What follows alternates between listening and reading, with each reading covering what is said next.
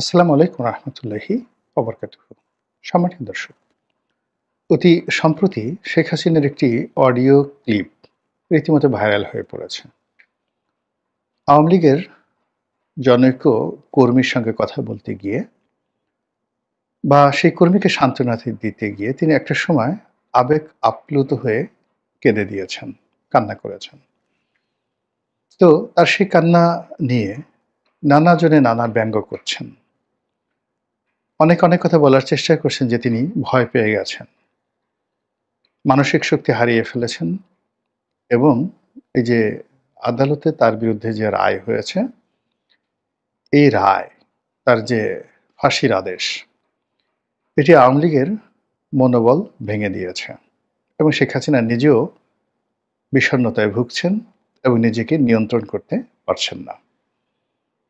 এর বাইরে অনেকে বলার চেষ্টা করছেন যে শেখ হাসিনার চেহারা বা তার যে ফিজিক্যাল অ্যাপিয়ারেন্স, এটি নষ্ট হয়ে গেছে বিষণ্ণতায়, তারপর মানসিক চাপে, অবস্থার প্রেক্ষাপটে, এবং এই কারণে তিনি সরাসরি ভিডিও কোনো কনফারেন্সে আসছেন না এবং এখানে ভয়েস দিচ্ছেন। আবার আরেকটি পক্ষ বলার চেষ্টা করছেন যে আমরা যে সকল কথা শুনছি শেখ হাসিনার, সেই কথাগুলো আর্টিফিশিয়াল ইন্টেলিজেন্স দিয়ে তৈরি। অর্থাৎ শেখ হাসিনার বক্তব্য ঠিক আছে, তো তার বক্তব্য জড়িয়ে যায় এবং সেই বক্তব্যের ধারাবাহিকতা রক্ষা করার জন্য এটা এডিট করে এআই এর মাধ্যমে, আর্টিফিশিয়াল ইন্টেলিজেন্সের মাধ্যমে অ্যাজ ইট ইজ শেখ হাসিনার যে আগের কথা, সেই আগের কথার একটা ধরন তৈরি করে জনগণকে শোনানো হচ্ছে। যেমন মানুষ বুড়ো হলে গেলে গলা কেঁপে কেঁপে কথা বলে। তারপরে ধরুন মানুষ রোগাক্রান্ত হলে, পক্ষাঘাতগ্রস্ত হলে তার কথাবার্তা জড়িয়ে যায়। ১০টা কথা বলে ৩টি ভালো স্পষ্টভাবে শোনা যায়, বাকিগুলো শোনা যায় না। তো এরকম যে পরিবেশ বা পরিস্থিতি, সেই পরিবেশ বা পরিস্থিতির মধ্যে শেখ হাসিনা কিছু কথাবার্তা বলছেন, পরবর্তীতে সেইগুলো এডিট করে তারপর শেষে জনগণের নিকট সেটা মানে প্রচার করা হচ্ছে। এবং তিনি সরাসরি তার যে দলীয় যে প্রোগ্রামগুলো হচ্ছে, সেই প্রোগ্রামগুলোতে একইভাবে ফিল্টারিং করে, এডিট করে এগুলো পরবর্তীতে ছাড়া হচ্ছে। এভাবে বলা হচ্ছে কর্তৃপক্ষ যারা আছে। এখন আমাদের দেশের যারা মানুষ, তারা এত টেকনিক্যাল বিষয়াদি বোঝে না বা জানে না। কোনটা এআই, কোনটা এআই নয়, কোনটা শেখ হাসিনার কণ্ঠ, কোনটা শেখ হাসিনার কণ্ঠ নয়। তারা সহজ সরল বাংলায়, বাংলাদেশে যে আওয়ামী লীগের বিপুল সংখ্যক নেতাকর্মী রয়েছেন, যেভাবেই আপনি ধরুন না কেন, অলমোস্ট ৭ কোটি মানুষ সংখ্যার দিক থেকে আওয়ামী লীগের সঙ্গে জড়িত। এর মধ্যে যদি একেবারে বৃদ্ধ, শিশু, তারপরে সাধারণ গৃহবধূ নারী বাদ দেন, অ্যাক্টিভলি আওয়ামী লীগ করেন, জয় বাংলা স্লোগান দেন এবং রাস্তায় নামার সামর্থ্য রাখেন, এদের সংখ্যা ২.৫ থেকে ৩ কোটি। চারটিখানি কথা নয়, অনেক বড় বড় দেশের মানে টোটাল যে মোট জনসংখ্যা, তার চাইতেও এই সংখ্যা বেশি। ৭ কোটি অ্যাজ এ হোল। আর অ্যাক্টিভ, একেবারে অ্যাক্টিভ, মানে যাদের বয়স ২০ বছর থেকে ৬০ বছরের মধ্যে, শুধুমাত্র নারী এবং পুরুষ যারা রাস্তায় নামতে পারে, এদের সংখ্যা ২.৫ থেকে ৩ কোটি। তো এই বিপুল জনগোষ্ঠী বা জনসংখ্যার মধ্যে শেখ হাসিনার বক্তব্য কি ধরনের ক্রিয়া করে, প্রতিক্রিয়া করে, শেখ হাসিনার কান্না তার নেতাকর্মীদেরকে কিভাবে আহত করে, কিভাবে বিক্ষুব্ধ করে, তার একটা বাস্তব উদাহরণ আপনাকে দেব। এই যে আমরা শেখ হাসিনার কান্নাকে নিয়ে ঠাট্টা করছি, মশকরা করছি, এটা হয়তো যারা ঠাট্টা মশকরা করছেন তাদের খুব আনন্দ লাগছে যে না, শেখ হাসিনা শেষ হয়ে গেছে। কিন্তু এটা যে আওয়ামী লীগের মধ্যে কিভাবে বারুদের মতো ছড়িয়ে যেতে পারে, তার একটা একেবারে বাস্তব উদাহরণ আমি দেব। তার আগে বলে নেই যে ঘটনাটা কি।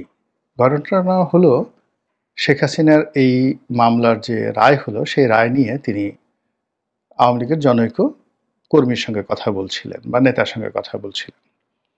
তো সে নেতা কাঁদছিলেন যে আপা কি হবে, স্বাভাবিকভাবে যে আপনার তো এরকম একটা রায় হয়ে গেল। তো তিনি আ সান্ত্বনা দিচ্ছিলেন খুব দৃঢ়তার সঙ্গে যে, "এ সমস্ত কি? ওসব রায়-টায় কিছুই হবে না।" উল্টো তিনি হুমকি দিচ্ছিলেন যে, "আগামীতে আমি ক্ষমতায় এসে আ আমার বিরুদ্ধে যারা রায় দিয়েছেন, এটা করব, ওটা করব" ইত্যাদি, ইত্যাদি, ইত্যাদি।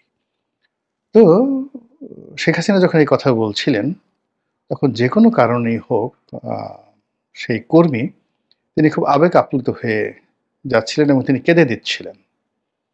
তো তার সেই কান্নার কারণে, সেই কান্নার যে আ রিদমটি বা কান্নার যে ভাইব্রেশনটা এটা শেখ হাসিনার ওখানে গিয়ে পৌঁছে। তো তিনি সেখানে কথা বলতে যান যে, "দেখো, তোমরা বিপদে আছো আমরা বুঝতে পারছি। তোমাদের কষ্ট লাগছে। তাও বুঝতে পারছি। ক্ষমতা হারিয়েছো। আমার বিরুদ্ধে এরকম রায় হলো, এটা তোমাদের কষ্ট লাগছে। কিন্তু তার সঙ্গে, সঙ্গে আমার বিষয়টা তো তোমাদের বুঝতে হবে। আমার যে বয়স, এই বয়সে তোমাদেরকে ছেড়ে এসেছি। সারাটা জীবন আমি তোমাদেরকে নিয়ে থেকেছি। আমার জন্য অন্ন, বস্ত্র, বাসস্থান যেভাবে মৌলিক, তেমনি দলের যারা নেতাকর্মী মানে উনি ঠিক এইভাবে বলেননি। এটা হলো মূলত যে শেখ হাসিনার জন্য, ইভেন বেগম খালেদা জিয়ার জন্য অন্ন, বস্ত্র, বাসস্থান, চিকিৎসা যতটা না গুরুত্বপূর্ণ, ঠিক তদ্রূপ রাজনীতি এবং রাজনৈতিক নেতাকর্মীদের সান্নিধ্য তাদের কাছে তদ্রূপ গুরুত্বপূর্ণ। দেখেন বেগম জিয়ার হাত বাঁকা হয়ে গেছে।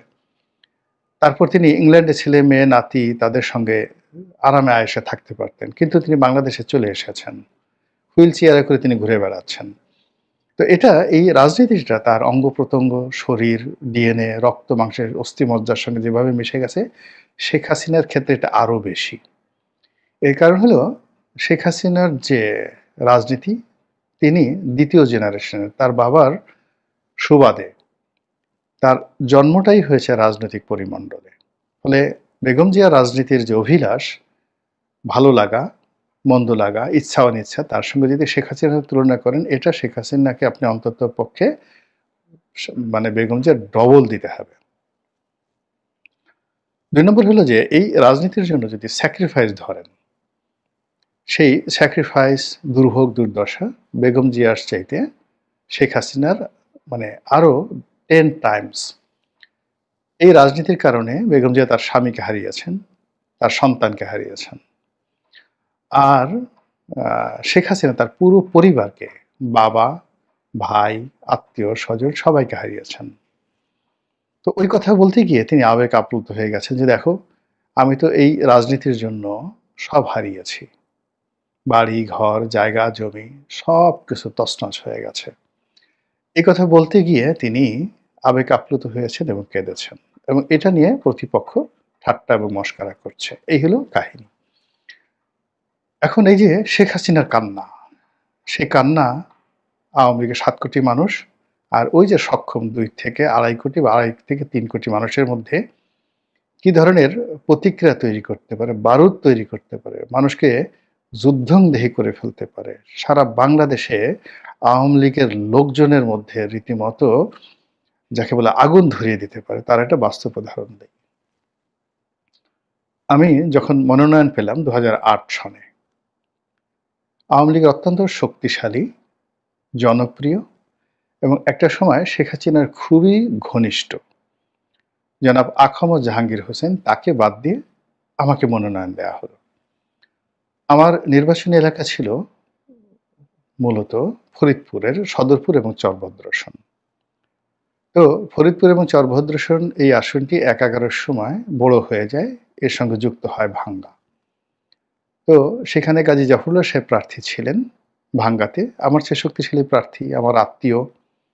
তো আমার কাছে মনে হলো যে এই সময়টিতে আসলে আ আমার রাজনীতি হবে না, আমাকে অপেক্ষা করতে হবে। এর কারণ হলো জাফর ভাই যতদিন আছেন আমার উচিত না তাকে ডিস্টার্ব করা। এজন্য আমি আসলে সেই ১/১১ পরে ঘরে বসে রইলাম। পটুয়াখালী গলাচিপা ১০ মিনাতে আমি আসলে কোনো কাজ করিনি। এবং আমি যেই সময়টাতে ইলেকশন করতে যাই, তখন গলাচিপা ১০ মিনাতে ১৮ টা ইউনিয়ন, একটা পৌরসভা। আমি ৩ থেকে ৪ টি ইউনিয়নের নাম জানতাম। আর গলাচিপা উপজেলা জেলা আওয়ামী লীগের সভাপতিকে চিনতাম, সেক্রেটারির নাম জানতাম, কিন্তু তার সঙ্গে আমার কখনো দেখা হয়নি। আমি যখন নমিনেশন নিয়ে যাই।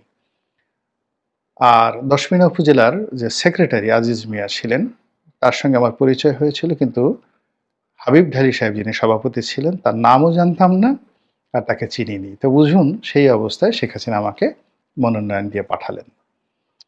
তো আমি সেখানে যেতে চাইনি কয়েকটি কারণে, যে জাহাঙ্গীর সাহেব সরাসরি আমার নেতা ছিলেন। আওয়ামী লীগের জন্য তার যে স্যাক্রিফাইস এটা আমি জানতাম। তার জীবন যৌবন রাজনীতির জন্য শেষ করে তিনি দিয়েছেন। তো আমি চাইনি যে তার জীবদ্দশায় অন্য কোনো প্রার্থী হোক বা আমার দ্বারা তিনি ক্ষতিগ্রস্ত হন। এই হলো একটা কারণ। দ্বিতীয় কারণ হলো, ওখানে বিএনপির যিনি ইলেকশন করতেন তিনি আমার মামার শ্বশুর জনাব শাহজাহান খান। তো আমি যদি আওয়ামী লীগের প্রার্থী হই, তাহলে জাহাঙ্গীর আমার নেতা, সরাসরি তার সঙ্গে আমার বিরোধ তৈরি হবে। আর দ্বিতীয়ত, আমার যে মামার শ্বশুর তার সঙ্গে আমার প্রতিদ্বন্দ্বিতা করতে হবে। তো আমি সারা জীবন আসলে শান্তিপূর্ণ জীবনযাপন কাটাতে চেয়েছি। এই যে যেমন ধরুন গত একটা বছর ধরে আমার এই সময়টাতে সবচেয়ে সুবিধাভোগী হওয়া উচিত ছিল। মানে ২০১৪ থেকে আমি যেভাবে লড়াই সংগ্রাম করছি, বিএনপির এই সুসময়ে আমার সবচেয়ে যাকে বলে সুবিধাভোগী, কাছের হওয়া উচিত ছিল এবং কোনো রিজন ছিল না কাছে না যাওয়ার। এর কারণ হলো আসলে এই পরিবর্তিত পরিস্থিতি আমার শরীর ছেড়ে দিয়েছে। আমার কাছে মনে হয়েছে যে আলহামদুলিল্লাহ, আল্লাহ তো আমাকে এমনি পরিচিতি দিয়েছে। দুটো ডাল ভাত খাওয়ার মতো সঙ্গতি দিয়েছে। মন্ত্রী হয়ে, এমপি হয়ে এমন কিছু মানে আমার পাওয়ার নেই, চাওয়ারও নেই। একবার তো হয়েছি, আলহামদুলিল্লাহ। তো যারা নতুন আছে করুক না তারা। কি দরকার? আমি আমার মতো কাজ নিয়ে থাকি। ফলে দেখুন গত ১ বছর ধরে আমি কিন্তু এভাবেই আছি। তো ঐরকম ঘরে বসে রইলাম। আ ফরিদপুর থেকে এসে ঘরে বসে রইলাম যে আমার আর দরকার নেই, আ ঝামেলা জড়াবো না। ফরিদপুরে জাফর ভাই আছে, আর ওখানে জাহাঙ্গীর, শাহজাহান খান আছে। ফলে I have to wait। ঘরে বসে আছি। এর মধ্যে 1-11 হলো এবং জাহাঙ্গীর হোসেন সাহেব থেকে শুরু করে অন্যান্য যারা আছেন তারা সংস্কারবাদী গ্রুপে চলে গেলেন। নেত্রী ভীষণভাবে ক্ষেপে গেলেন। তো ক্ষেপে যাওয়ার পর তিনি বিকল্প প্রার্থী খুঁজছিলেন জাহাঙ্গীরকে একটা শিক্ষা দেওয়ার জন্য, এবং সামহাও তিনি আমাকে পিক আপ করলেন। তো আমাকে যখন পিক আপ করলেন, আমি খুব আশ্চর্য হলাম। যেদিন আমাকে মনোনয়ন দিলেন, তো সেই দিন তিনি বললেন যে, "আমি তোমার বায়োডাটা দেখেছি, ইউ আর এ চ্যালেঞ্জিং বয়। যাও, তোমাকে একটা চ্যালেঞ্জ দিলাম, ইলেকশন করো।" কিন্তু সমস্যাটা হলো যে, জনাব জাহাঙ্গীর তার ৪০ বছরের রাজনৈতিক ক্যারিয়ারে গলাচিপা দশমিনাতে এমনভাবে তিনি সাজিয়েছিলেন, ওখানে শেখ হাসিনার চাইতেও মনে হতো যে তার ক্ষমতা বেশি। এবং ওখানে আওয়ামী লীগ নাই, কিছু নাই, সবই জাহাঙ্গীরের লীগ। ফলে আমি একটা নমিনেশনে গেলাম, দাঁড়ালাম। ওখানে আমাকে ঢুকতে মানে ঢোকার মতো কোনো অবস্থা ছিল না। মানে in terms of a political power, popularity সব মিলিয়ে মানে জাহাঙ্গীরের বিকল্প, মানে আমি একটা তেজপাতা নিয়ে সেখানে গেছি, এরকম একটা অবস্থা তৈরি হলো। ২ নম্বর হলো যে আমার মামা শ্বশুর, তিনি ধনাঢ্য ব্যক্তি। ওই পটুয়াখালী জেলার সবচেয়ে ক্ষমতাধর ২-৩ জন যারা লোকজন রয়েছেন, যারা গত ৫০ বছর ধরে পটুয়াখালী জেলার রাজনীতি, অর্থনীতি, ব্যবসা-বাণিজ্য সবকিছু নিয়ন্ত্রণ করেন। ৩ জন ব্যক্তি, পিনু, কুট্টি, শাহজাহান খান। যে দলই ক্ষমতায় আসুক, তো তাদের মধ্যে শাহজাহান খান এই ত্রয়ীর মধ্যে একজন। এখন মিস্টার পিনু উনি পৌরসভার মেয়র, কুট্টি সরকার সবচেয়ে বড় ব্যবসায়ী এবং এখন এই বর্তমানে অ্যাট দিস মোমেন্টে পটুয়াখালী জেলা বিএনপির সভাপতি। তো এই একটা ঝামেলার মধ্যে আমি আসলে জড়াতে চাচ্ছিলাম না, কিন্তু শেখ হাসিনা সেখানে দিলেন। তো আমি গিয়ে এত বিপদের মধ্যে পড়লাম। আমার কাছে মনে হলো ছেড়ে দে মা, কেঁদে বাঁচি। যে এখান থেকে পালাতে পারলে আমি বাঁচি। একটা লোক আমার সাথে আসে না। কেউ বিশ্বাসই করে না আমি মনোনয়ন পেয়েছি। বাচ্চা ছেলে, কোত্থেকে আসলাম, ইত্যাদি, ইত্যাদি। সারাদিন শুধু আল্লাহ বিল্লাহ করি। আর এদিকে মনোনয়ন পরিবর্তন করার জন্য শেখ হাসিনার বাসার সামনে সেই কাফনের কাপড় পরে জাহাঙ্গীর সাহেব তার যারা লোকজন রয়েছেন, তারা মানে কয়েকশো লোক দিন-রাত সেখানে মানে অনশন শুরু করে দিলেন। এবং গলাচিপার এবং দশমিনার যত শীর্ষ নেতৃবৃন্দ আছেন, প্রেসিডেন্ট, সেক্রেটারি সবাই তখন সুধা সদনের সামনে বিপ্লব করছেন। আমি গলাচিপাতে। এর মধ্যে হঠাৎ কি ঘটলো, দেখলাম যে গলাচিপার যে সকল নেতৃবৃন্দ কাফনের কাপড় পরে ঘোরাফেরা করছিলেন ওখানে, তারা সবাই গলাচিপা উপস্থিত এবং সবাই আমার পক্ষে নেমে গেলেন। নির্বাচনের মাঠ আমার পক্ষে চলে আসলো। তা আমি গলাচিপা সেই যে আওয়ামী লীগের সেক্রেটারি তিনি মারা গেছেন গোলাম মোস্তফা টিটু, তাকে জিজ্ঞেস করলাম যে, টিটু ভাই ঘটনাটা কি? তখন তিনি বললেন যে, আমরা যখন বিপ্লব করছিলাম তখন তিনি আমাদেরকে ডেকে নিলেন, সবাইকে যে ভিতরে আসো। আমরা গেলাম, বসতে বললেন। তারপর তিনি বললেন যে, তোমরা ক্ষমা জাহাঙ্গীরের জন্য, তার মনোনয়নের জন্য দাবি করতেছ। ঘটনা ঠিক? বলে হ্যাঁ ঠিক। এখন বলো, আমাকে বেশি ভালোবাসো না ক্ষমা জাহাঙ্গীরকে বেশি ভালোবাসো? তো তারা বলল যে, আপনাকে বেশি ভালোবাসি। তো বলল, তাহলে আমার কাহিনী শোনো। আমি ক্ষমা জাহাঙ্গীরকে কত ভালোবাসতাম। ওর লেখাপড়া খরচ আমি দিয়েছি। ওর সংসার চালানোর খরচ আমি দিয়েছি। ওকে বিয়ে করিয়েছি আমি। ওর মেয়ের একটা চোখ নষ্ট ছিল, আমি অপারেশন করিয়েছি।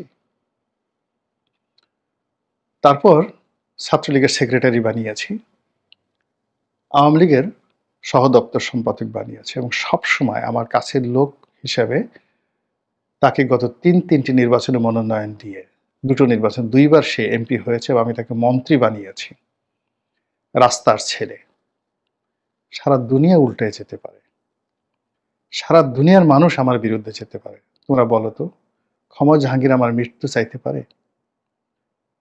১/১১ সময় আমি যখন জেলে, তখন আমাকে মেরে সেখানে সংস্কারবাদী লোকদেরকে নেতা বানানোর জন্য যে চক্রান্ত করা হয়েছে, তার শীর্ষ লোক হিসাবে ক্ষমা জাহাঙ্গীর ছিল। এই কথা বলে শেখ হাসিনা সেই গলাচিপার অঝোরের নেতাকর্মীদের সামনে অঝরে কান্না শুরু করলেন। প্রত্যেকটা নেতাকর্মী মুহূর্তের মধ্যে চেঞ্জ হয়ে গেলেন, সবাই হাউমাউ করে কান্না শুরু করলেন। সবাই নেত্রীর পা ধরে মাপ চাইলেন, আমাদের ভুল হয়ে গেছে, আর কখনো আমরা ক্ষমা জাহাঙ্গীরের নাম নেব না। আপনি যাকে মনোনয়ন দিয়েছেন আমরা তার পক্ষে আজকে থেকে কাজ করলাম। This is Sheikh Hasina. এই হলো তার নেতাকর্মীদের কাছে তার কান্নার, তার চোখের পানির মূল্য। তো কাজেই প্রবাসে থেকে মানুষের যে মানুষ মানুষের জন্য কি না করে, পিতার জন্য পুত্র জীবন দিয়ে দেয়, পুত্রের জন্য পিতা জীবন দিয়ে দেয়, কিন্তু রাজনীতির যে বন্ধন, সেই বন্ধনে নেতার জন্য, নেত্রীর জন্য অকাতরে জীবন দিয়ে দেয়। ২১ আগস্টের গ্রেনেড হামলা যখন হলো, আমি সেই গ্রেনেড হামলার একদম বাস্তব সাক্ষী।